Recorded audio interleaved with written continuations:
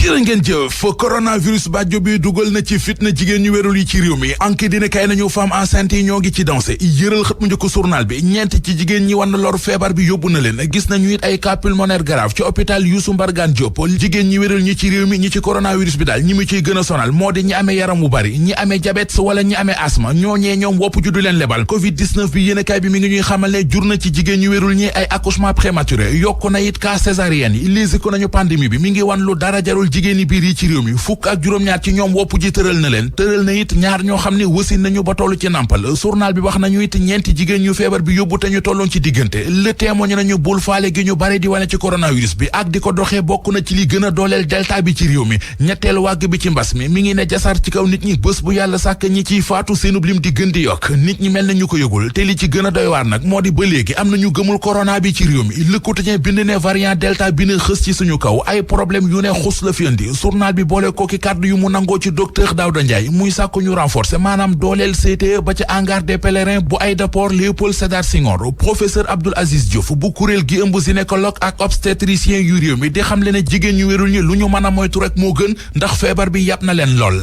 magistrat ba woon di Ibrahima Amidou Dem Le Quotidien nee nañu bi ñu ko invité démb ci rajo Futur Média ci émission yoon wi fa la waxee ne état bi moo war a am fulla ju toll ne taxaw tere ay rassemblement religieux ci réew mi maanaam aaye bépp xew-xew diine buy dajale mbooloo boole xale yu ndaw yi ci vaccination contre Covid 19 l'observateur mi ngi ñuy xamal ne ci la état bu Sénégal jëm ubbil yéenekaay bi ginnaaw protocole bi waa ministère de la santé teg ngir taxawu xale yi feebar bi dal li ñu bëgg moo di boole xale yi ci ñàkk yi xalaatu laboratoire yi la ñu ci déglu professeur Tandakha Dièye bu comité consultatif vaccination au Sénégal di ñu xamal ci biir l'observateur ne commandé nañu waa Moderna 2 millions ngi dose bilan bi waa ministère de la santé joxe démb ci tolluwaayu coronavirus bi ci réew mi journal Source A xëy na ko ci xëtamu njëkk ba dañu wax ne juróom-ñeenti dese la ñu am juróom-benni téeméeri cas yu yees ak juróom fukk ak juróom-benn ak 63 cas grave cas yi dañoo yokk waaye limub ñiy ñàkk seen bakkan ci coronavirus bi dañoo wàññeeku ñu yokk ba ci xët mu njëkk l'observateur ndaamal Kajoor di Idrissa Seck moom la journal bi xëy wëri ba dañuy wax ne depuis weeru juin ba léegi njiital conseil économique social ak environnemental di Idrissa Seck nekkul ci réew mi ma nga France ca Warwick Paris Hôtel ga ca boori Champs-Élysées foofee la ñu ko dégg moo ko njabootam lan la fay def l'observateur nañu kenn tanewu la ci am na ñu ne dafaa dem faju ji waaye service de communication ak noppi gi ñu ci def loolee jaaxal na ñu bari li ñu doon joxtu ak doon ko ruumandaat baadu moo am mu di àndub Khalifa Ababacar Sall ak Ousmane Sonko journal La Mandat laaj boobee la xëy di laaj ci xëtamu njëkk Walf Quotidien mel ne ku ciy tont yéenekaay bi mi ngi ñuy wax ne alliance ci diggante taxawu Ndakaaru ak parti Pastef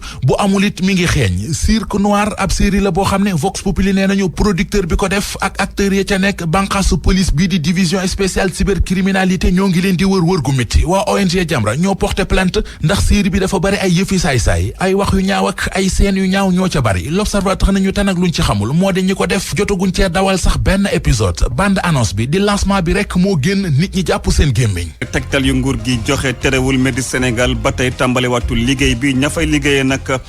ca boobule entreprise di yëngu ci wàllu pharmacie ne du kenn ku dul Abdoulaye Diouf Sarr mi ñu dénk li di wërgërëm ci mim réew mbaan tun wi mooy mbaan tilim na ci kàllaamay kocc kon mbaan tun wi mbaan tilim na ab kuréel la bu bees bu juddu foofe ca wàllu responsable ya ñoom nag dañoo daal tegaat ci taabal gi jafe-jafe yi nga xam ne mbaan mu ngi koy dund ci nañuy fay caxat-caxate seeni suuf ne dafa doy ñu ci nag o nguur gi saytuwaat liste électorale yi ñàkk dem ñaw ñii di ndaw ñi ci commission yi ngir bindu xéelo ki ŋaayo bu ñu gis diggante ñi jëngu ci wàllu politique tension bu doy waar Pastef ne fraude kese la Barthélémy Diaz dal bu baax a baax ñii di préfet yi ne du ñoom ñu war a jox lii di certificat de résidence ñaaral patrie ba tàggat yaram ci technique bi Abdou Thiam Maysa Mbaye moo nekk ci digital bi salaamaaleykum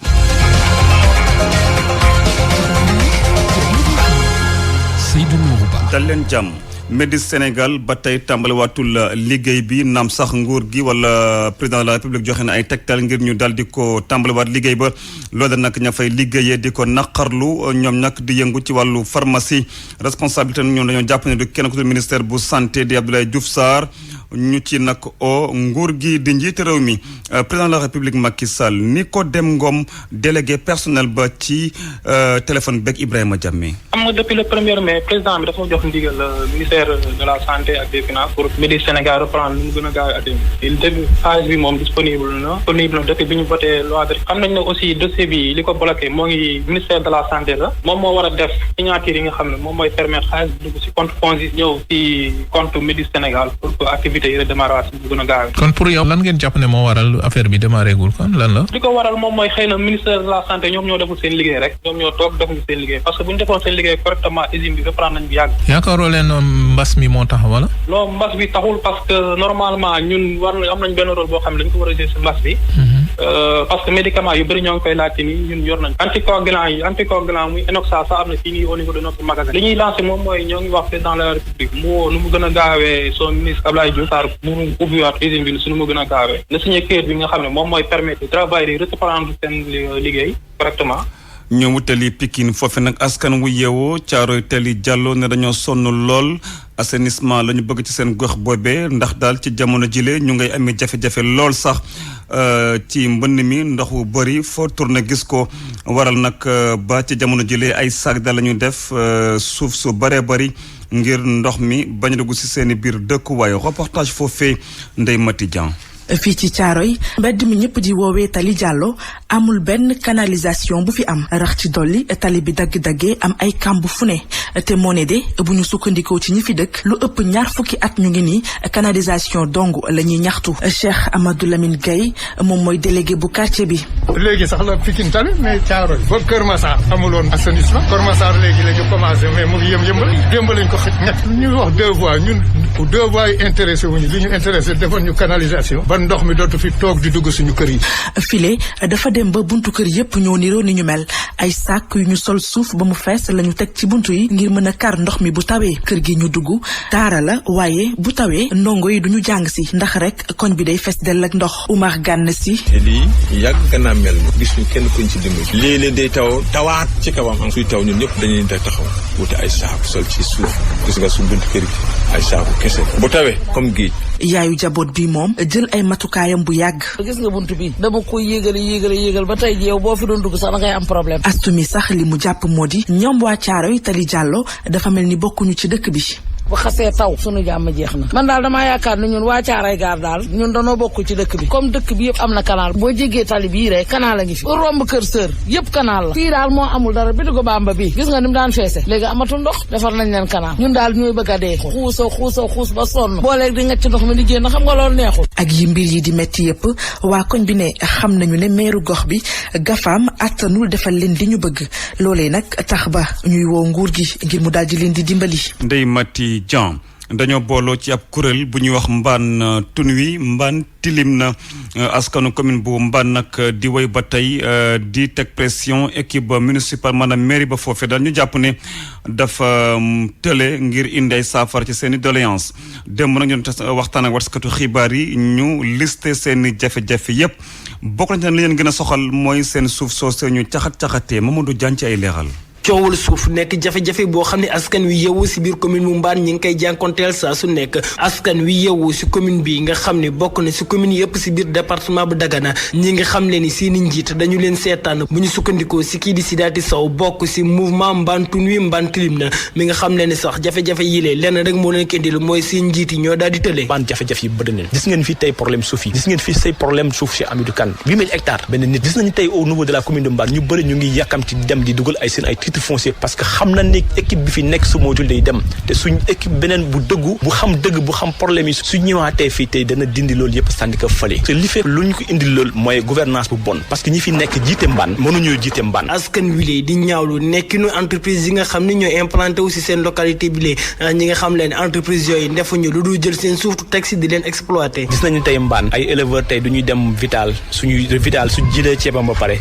mu des résidus récolte yi ñu koy fortaak di ko tànnaat pour ñu mën mën am ceeb bu xaw baax gis nañ tey mbaan du ñuy dem ba seen India su sànnee pomme de terre bu baaxul bi ñu jëm di tànn pour mën a jaay pour mën am dara loolu dafa wane tey mbaan dafa am pauvreté bu mag bu fi nekk intérêt mbaan mooy lan ñu fexe ba société fi nekk ay doomu mbaan mën fa di fa liggéey ñu fexe suuf bi nekk ñu mën ko aménager ñu jox ko population mbaan ñu mën ko développer ngir saafara jafe-jafe yi nga xam ne askan wi yeewoo si commune bu Mbane ñi ngi koy jànkonteel mouvement Mbane tun wi Mbane lim di xam ne ndar na si dugal loxoom te loolee mi ngi koy jaarale si ab programme boo xam ne nar naka teg ànd see candidat bi nga xam ne moom la ñu nar a tànn lii nag ngir développer seen gox bi lee Mamadou Diagne fii si Mbane ngir rajo Futurs Médias. foofa ca Mbane juróom-ñetti waxtu moo fa teg juróom-ñetti simili. ak RFM kumpa jeex na. ñu dugg ci politique waxtaan saytu li liste électorale yi ca centre socio-culturel Demba Dia ca Parcelles Assainies li ñu fa daal nemmee ko mooy bareeguñu ñu fay dem di bindu rawatina sax ñi di ndaw ñi fa war a dem boobu ba tey dal ba mu tàmbalee lu ëppagul juróomi téeméer ñi fa bindu Mama Souka nag jona sax jox kàddu ñi di primo votant yi ñuy nag o ndaw ñu dem ñu bindu laata yëfi di jeex ñu rek la reportage am.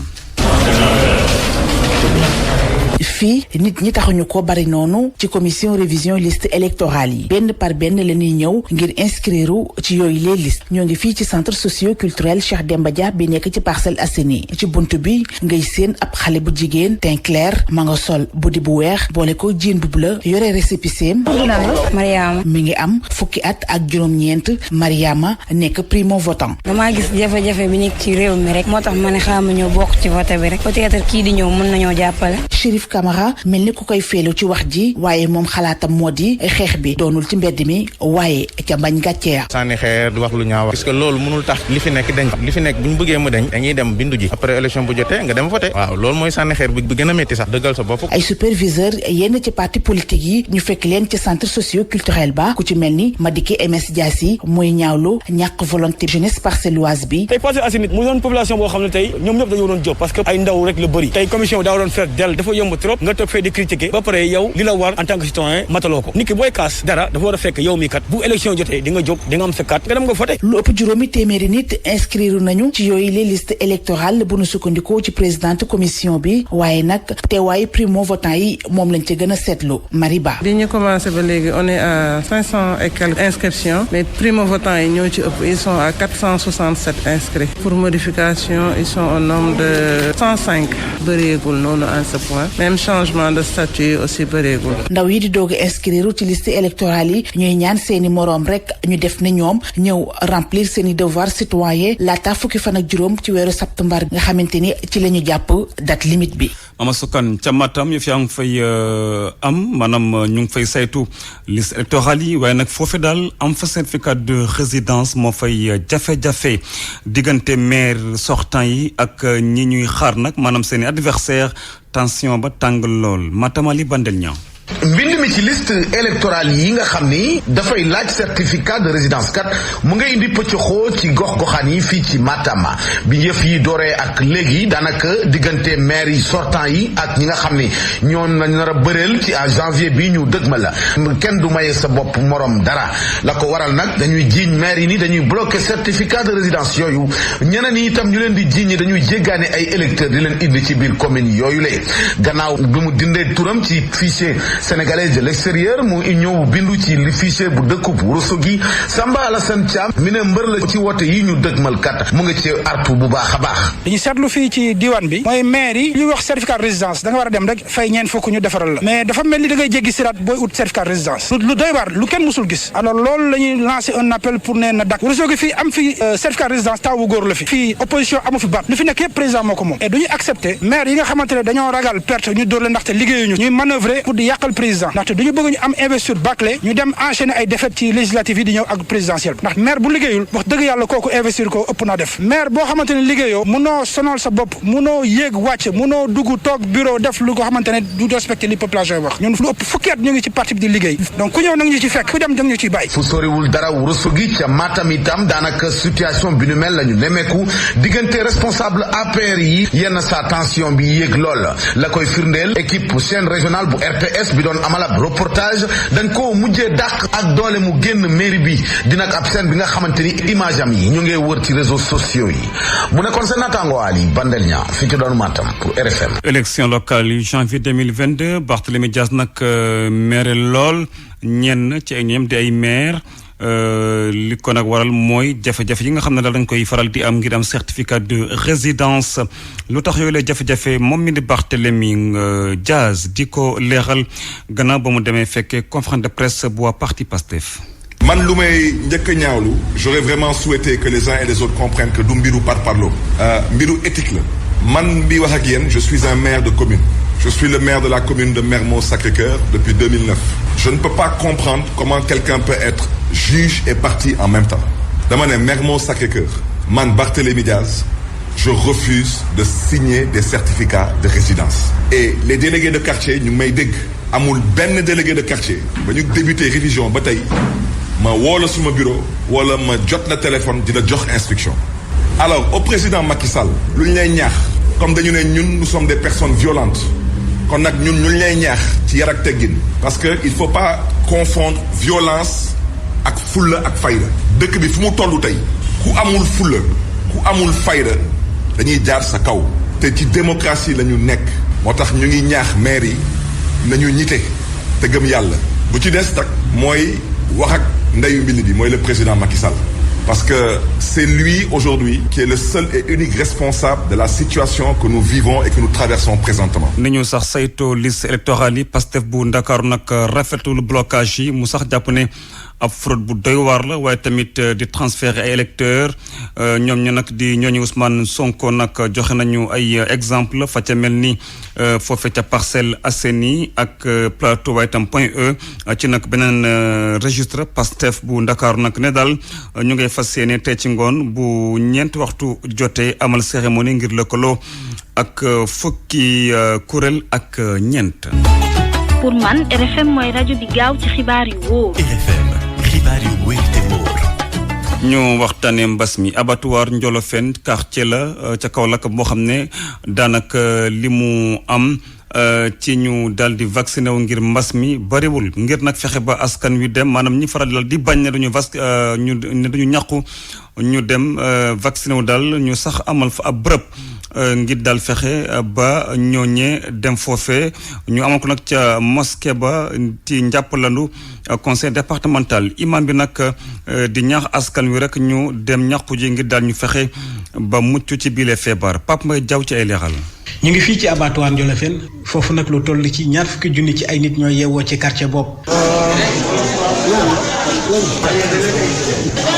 waaye fii ñi nga xamante ni danoo ñàkku néew na loolu ba mu waral ñu daal di fay indi benn point de vaccination Baba Ndiaye moo nekk président conseil départemental bu Kaolack. actuellement def nañu activité de vaccination massive ci abattoir nga xam ne quartier traditionnel la lu man 20 000 nit ñu ngi fi yeewoo mu bëri ay mag ñoo xam ne tey du ñu dem day leen xaw a jafe di si Saint-Terre accompagne ñu si loolu pour ñu ñëw fii gën ñàkk mag ñooñu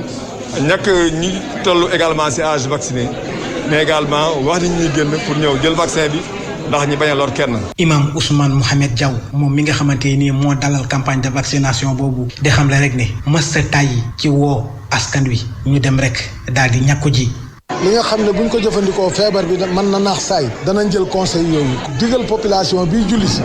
ñuy takk masque ñuy dandante ñuy ñàkk a joxante loxo pare nag dem ñàkku ji ba pare imaam dana jël rajo bi sensibiliser koñ bi wax ak ndaw ñi wax ak mag ñi. ci campagne de vaccination boobu lu toll ci 150 ci ay nit daal di nañ fay ñàkku ci région de Kaolack nag téeméer boo jël fukk ya daal di nañuy jël seen dose de vaccin. RFM Kaolack Pape Mbaye Diaw. ñaareelu pàcc xibaar léegi lay doon incha allah. RFM Sport.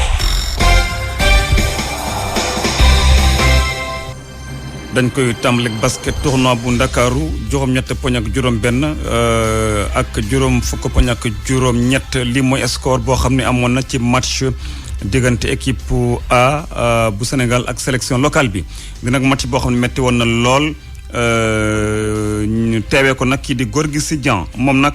sam lañu waxoon ne fi yegg si waaye ni ki démb la mujjee yegg si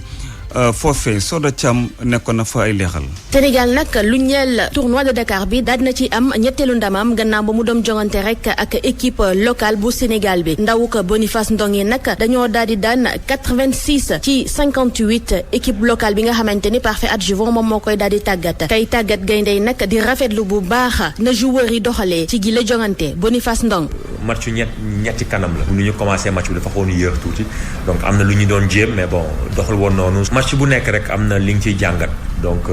par exemple match démb bi je pense ci niveau rythme ak style donc nuroo naag lu gën a ci li ñu bëgg. tey peut-être troisième quart-temps bi laay ne moom moo nekk façon bi ñu bëgg a jouer parce que dañoo nekk équipe boo xam ne dafa bëgg a màgg bu ñuy egg ci tournoi bi. ki nga xam ni moom la ñëpp doom xaar nag ci équipe bi mu di Gorgui Sy Dieng moom nag ñi ngi ko doom xaarandi muñ amal match samedi contre Guinée waaye nag dafa daal di bett ñëpp ñëw amal jongante gi seen digganteeg équipe locale bi muy addu ci li nga xamante ni moom la gisee équipe bi. joué nañ bu baax am na ay erreur yoo xam ni mën nañ ko rectifier quoi c'est pas catastrophique. équipe nationale bon xam nañ ni depuis 2008 ba léegi maa ngi fi yàgg naa di wax ni sama priorité la te juguma di ko wane tout le temps équipe nationale fu ma soxlaa maa ngi fi ñëw naa tey maag samay mag ñoo fi nekkoon tey man ak samay rakk ñoo fi nekk am na noo xam ne noonu laa war a doxee su ma fi ñëw dama war a nekk à 100% juboo ak coach bi lépp li mu bëgg su ma ko mënee ma defal ko su ma ko mënul ma ne ko mënuma ñëw mu seet keneen ku ko defal nekk ma si benn situation boo xam ne war na mën a tax ma toog bañ a jouer donc moo sama dëkk soxlaa si lii laa ko mën a dimbale damay ñëw ma jouer quoi pour man benn match moo gën 10 entraînement te le fait que ñu jouer nii jouer ak ñeneen xool tuuti li ñu doon entraîner fan yii yëpp donc nekk na lu baax quoi. ñetti ndam ci ñetti jongante Sénégal war a jàkkaarloo waat ak Guinée niki samedi gi ba tey ci Dakar Arena. Soda Thiam des ba tey ci basket ndax Guinée am na ñaareelu victoire diggam ak ñi di waa Rwanda sax am ñetteelu défaite ci bile tournoi jëm ci wàccaayu Afro basket score final nag juróom-ñeent fukk ak benn la ñi di waa Guinée am Rwanda am juróom-ñett fukk ak ñett ci ay poñ ki nga tàggat ñi di waa Rwanda di Cheikh Sarr di sax rafetlu terewul muy rafetlu daal xarañte boo xam ne daal ndaw mi jot nañ ko am maanaam ci wàllu expérience ndax bile tournoi bu Ndakaar moom moo fa jaar laata ñuy dem ci Afro basket Cheikh Sarr ci micro bi Soda Thiam. tournoi bi baax na ñun trop ndaxte Rwanda mooy équipe boo xam ne musul génn musul dem fenn tàmm ñu di dem fenn quoi voilà léegi le fait ñu génne nii rek dafa baax si ñoom dafa baax si seen comportement si alchimie équipe bi ñu gën a miinante gën a xamante di fo di ree di waxtaan loolu dafa baax si ñoom parce que tàmmuñu loolu équipe bi ñoom mën nañ sànni quoi dañu ils sont à droit affaire yooyu mais amuñu yenn défense yi maa aaye maay sànni dugg na yooyu lañ tam yooyu laa koy changé mais tournoi bi moo ñu jàngal naka la ñu war a def pour gagner jàngal nañu ko parce que on fait beaucoup d'erreurs si approche wu match bu serré après chaque fois les gens dañuy demaat ndaxte on fait des erreurs sur ça am nañu ay jeunes nag yoo xam ne indi nañ leen jeunes yu bëri 80% de l'équipe est composée par des jeunes diggante 19 ans ba 22 ans ñun kontaan nañ trop dañu génn ñëw dajeek équipe yi mag jouer lu bëri xam suñuy erreur xam suñu bopp ñu demee nañ mën a corriger parce que dañuy jouer contre Égypte ñu delluwaatee contre Tunisie Soudan du Sud ñëpp ñu ñuy xaar foofu bu ñu demee dañuy gën a bonifié quoi parce que équipe bi mag lañ tamit quoi jàng bi day continuer rek di gërëm fédération sénégalaise bu ñu invité ñu ñëw fii ak fédération rwandaise bu accepté invitation bi waaw. ñu waxtaanee léegi nag football fédération sénégalaise de football comité exécutif nag jot na daje mu sax guleet gannaaw ba ñu tabaate kii di Maître Augustin Senghor ca boobu la fédération. dina comité d'urgence tamit bu ñu samp boo xam ne daal am na juróom-ñaari membre bokk na ci nag président de la fédération bi di Maître Augustin Senghor ak juróom-benn vice-président ci nag boobule réunion bu ñu amaloon nag ñu daal di sampat li ñuy wax commission boo xam ne ñoom moom la ñu dénk ñu saytuwaat texte yi jëm ci fédération bi nag comme sax ni ko kii bëggee di Madi Touré di candidat boo xam ne dafa ñàkk boobule élection digg ma kii di Maître Augustin Senghor ci nag ab délai wu fukki fan ak juróom daal la boobule commission war a daal di teg ci table bi ay termes de référence ak tamit doxalin maanaam yoon bi mu war a jël ci liggéey bi ci sax boobule réunion El Hadj Ousseynou Diouf nekkoon fi footballeur doon tamit double ballon d'or bu Afrique moom la ñu tabb mu nekk conseil spécial bu président fédération ñi ko nag amal di ay équipe nationale fii ci Sénégal ñu waxtaanee coupe du monde beach soccer di football plage gaynde Sénégal egsi nañu ca Russie ñu sax amal foofee seeni galop d'entraînement bu njëkk ñu nag teexu leen teere bu mucc ayib waaye tamit foofee bañ fa yegg see gis nañu daal lépp lu jëm ci wàllu protocole ndax mbas mi dañ ko fa sam bu baax a baax kii nag di tàggat gaynde yu Sénégal nag di Ngalla Sylla di rafetlu ni ñu organisé bi les compétitions ñu déglu ko ci micro beeg Mohamed Diop. li ñu njëkk a def mooy sant yàlla di alhamdulilahi rabbi alamin parce que voyage bi naam metti woon na mais arrivé nañ si jàmm donc le reste après bi ñu ñëwee fii aussi l'accueil a été très chaleureux donc vraiment di wax ne les Russes moom ñu ngi préparé mondial bas sur le plan de l'organisation leen gisagul maintenant par rapport à la séance d'aujourd'hui diñ si gën a am solo rek moo doon xale yi fallait que ñu ñëw def une séance de régénération permettre ñu génn fatigue bi donc daw nan bi ñu def étirement bu bari bi loolu weesoo après ñu def une séance tactique qui va nous permettre parce que demain dañu war a jouer wax Japon donc ñu xoolaat taxawaay bi ñu paree si loolu aussi xam na la ñuy attaquer nan la ñuy défendre parce que compétition moo si dem da ngay waajal comme dañu am amical suba ñu masoom nañ si natt sunu bopp donc il fallait que ñu waajal bi ñuy pare ne def nañ ay situation standard yu si mel ni ay balles arrêtées coups francs yi ak corner yi donc après terminer que par avec un retour au calme bi ñuy permettre pour xale yi ñu xool ñi si amoon ay gaañu yooyu mais alhamdulilah on touche du bois. mu ngoog xibaaru tàggat yaram ñu yegg ak yéen léegi ci xibaar ñeel Tchad dañ ci ànd ak Anna Rocha. maa ngi leen di nuyu mbokk yi industrie musicale bi ci Afrique ba tey sukkaleekogul niñ ko bëggee li ko waral mooy ñàkkum adaptation bi ci xarale yu bees yi maanaam numérique bi situation bi kon nekk ab gàllankoor waaye itam day tax ba suñu artistes yi di gën a dépendre ci producteurs yu nekk bitim réew loolee en tout cas moo la ñu seetlu ci jàngat bi nga xamante ne artiste bi di Lord Ladjiman nekk itam expert ci wàllu culture digitale daal di def Mamadou Omar Ba ci leeral. frein ak dépendance am na ci musique en ligne bi ci Afrique de l'Ouest loolu industrie yu bëri devancé nañ ko lu ci mel ni industrie créative wala yi yëngu ci wàllu audiovisuel wala sax yi nga xam ni dañuy yëngu ci wàllu jeu vidéo loolu la Mansour Sagna xamle expert en culture digitale bi ne acteurs yi dañoo manqué plateforme yooyu opérateur de télécommunication yi ñoo ko yor ci présentation bi nag mu yëkkati problème yu bëri yu ci mel ni modèle économique législation formation acteurs yi value gap ak moyen de paiement yi nga xam ni dafa lié ak faible taux de bancarisation ci Afrique buñ sukkandikoo ci moom jëfandikoo musique bi ci xarale yu bees yi dafa war a tegu ci législation bu baax bi nga xam ni dafa jëm ci wàllu droit d'auteur régime fiscal yi ñu oyofal ko bu baax a baax ngir auteurs yi ak entreprise de production yi mën cee profité bu baax a baax waaye rapport bi ne ci continent africain bi piraterie yi ak contrefaçon moo gën a gaawal musique bi dugg ci wàllu internet malgré dépendance boobu nag acteurs culturels yi ñi ngi exploité bu baax réseau yi musique bi mi ngi progressé bu baax a baax ci wàllu xarala yu bees yi te mi ngi impacté bu baax habitude de consommation yi ndax ñu bëri léegi bu ñuy déglu musique ci internet bi lañ koy defee muy ab opportunité bu mag ci continent bi rawatina Afrique sowu jant loolu tax ñuy njortu ni musique bi ci internet bi dina progresser ci continent bi yépp ci tënk jàppaleen ni finale nationale Miss Sénégal bi nga xamante ne waroon nañ ko amal ni ki ajuma ji ca Grand Théâtre daal dinañ ko dàkkal dogal bi tukkee ci comité exécutif Miss Sénégal Nouvelle Vision loolee ndax mbas mi ci beneen fànn bitim réew RFI moom daal dina lancé juróom-ñaareeli édition prix RFI Talent du Rire mu di concours boo xamante ne humoriste bi di Maman moom moo ko daal di taxawal atum 2015 ak léegi bu ñu sukkandikoo ci communiqué de presse bi ñu jot nag artistes yi am nañ ba fukki fan ak juróom ci weeru novembre gi ñu dëgmal ngir déposer seeni candidature ci site festival bi di Abidjan capitale du rire